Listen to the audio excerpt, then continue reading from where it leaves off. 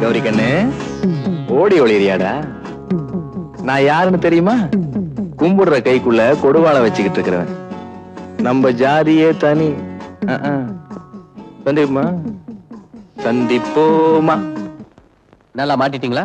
நல்லா மாட்டிட்டேன் சார். வரேன் சார்.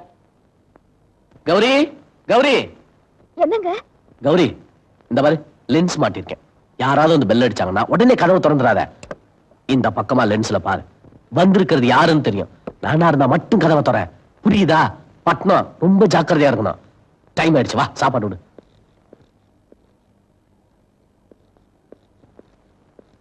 நான் வரட்டா? நீ உள்ள போ. முதல்ல நல்லா தாப்பா போட்டுக்க. தாப்பா போட்டுக்கிட்டியா? தாப்பா போட்டாச்சுங்க.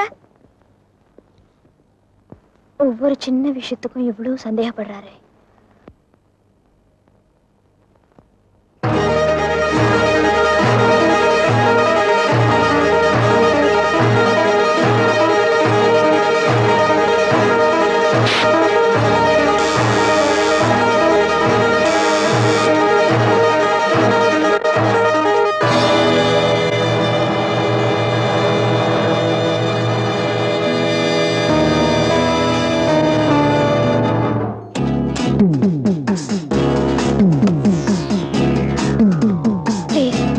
அன்னைக்கு நீங்க என்கிட்ட நடந்துகிட்ட முறை என்ன ஏதோ அவமானப்படுத்தின மாதிரி இருந்தது. அதனாலதான் கை ஓங்கினேன். அதெல்லாம் மனசுல வச்சுக்கிட்டு என்ன பழி வாங்கிடாதீங்க ப்ளீஸ். இப்படி ஒரு பயத்தை மனசுக்குள்ள வச்சுக்கிட்டு நீங்க உள்ளுக்குள்ளேயே போராடிக்கிட்டு இருப்பீங்கன்னு எனக்கு நல்லா தெரியும். அதுக்கு முற்றுப்புள்ளி வைக்கணும்னு தான் நான் இப்ப இங்க வந்திருக்கேன். புரியல? கண்ணகி, அருந்ததி, அனுசுயா, நலாயினி இவங்களை பத்தி எல்லாம் கேள்விப்பட்டப்போ அவங்க எல்லாம் வெறும் கற்பனை பாத்திரங்கள் தான் நினைச்சிருந்தேன். ஆனா அக்னி சாட்சியா கைய பிடிக்க வேண்டியவன் அவசரப்பட்டு கைய பிடிச்சிட்டான்னு அன்னைக்கு ஆத்திரப்பட்டு நீங்க அரைஞ்ச அறை இருக்கே, அந்த இன்சிடென்ட்டுக்கு அப்புறம் தான் கண்ணகி, நலாயினி எல்லாம் வாழ்ந்த பாத்திரங்கள்னு முடிவுக்கு வந்தேன். செஞ்ச தப்புக்கு மன்னிப்பு கேட்டு உங்களையே என் மனைவியை அடையணும்னு உங்க வீட்டுக்கு ஓடோடி வந்து அப்ப நீங்க உங்க சித்திக்கிட்டு அந்த ஆளை கட்டிக்க சொல்லி வற்புறுத்தினா தற்கொலை பண்ணிக்க கூட தயங்க மாட்டேன்னு சொன்னீங்க. அதை கேட்டப்ப நான் பட்ட வேதனை இருக்கு. God only knows. இதையெல்லாம் இப்ப எதுக்கு இவன் நம்ம கிட்ட சொல்றான்? நம்ம கிட்ட இவன் எதையாவது எதிர்பார்க்கறான்னு நீங்க நினைக்கலாம். ஆமாங்க, உங்ககிட்ட ஒண்ணு எதிர்பார்த்து தான் வந்திருக்கேன். நீங்க நிம்மதியா இருக்கணும்.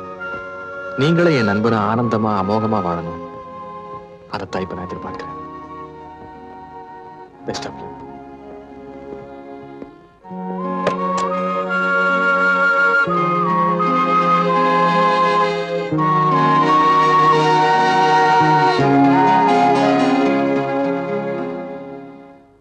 மச்சே, ஏதோ அவளை மிரட்ட போறேன்னு நினைச்சா கடைசியில மன்னிப்பு கேட்டு வந்துட்டியே.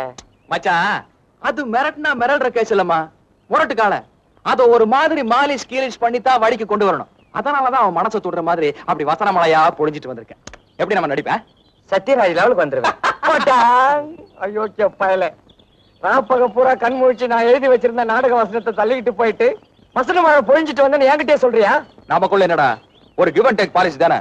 எப்படி அவளை நம்ப வச்சுட்டா இல்லையா? இந்நேரம் குழந்தை மனசுல நம்ம மேல ஒரு நல்ல அபிப்பிராயம் அப்படியே துளிர் விட ஆரம்பிச்சிருக்கு.